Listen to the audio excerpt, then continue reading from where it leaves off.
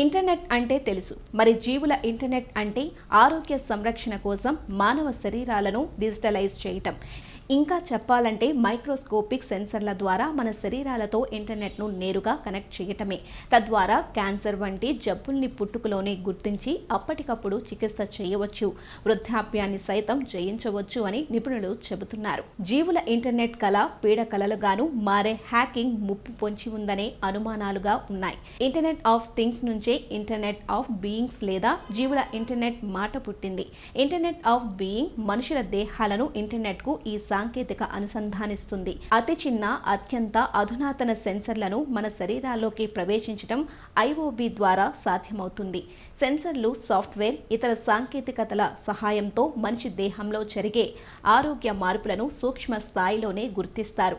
అంతేకాదు దేహం లోపలికి సూక్ష్మ రోబోలను పంపి చికిత్స చేయడానికి ఐఓబి దోహదం చేస్తుంది. డిజిటల్ యుగంలో ఇప్పుడు మూడో దశ నడుస్తోంది. మొదటి దశలో కంప్యూటర్లు వచ్చాయి. రెండో దశలో రోజువారీ జీవితాన్ని ప్రభావితం చేసే వస్తువులను కంప్యూటర్తో అనుసంధానం జరిగింది. ఇంటర్నెట్ మూడో దశలో జీవుల ఇంటర్నెట్ వస్తోంది. మైక్రోస్కోపిక్ సెన్సర్ల ద్వారా మన శరీరాలతో ఇంటర్నెట్ ను నేరుగా కనెక్ట్ చేయటమే దీని ఉద్దేశమని ఇటలీ మిలన్లోని బొకోని విశ్వవిద్యాలయానికి చెందిన ప్రొఫెసర్ ఫ్రాన్సిస్కో గ్రిల్లో అన్నారు.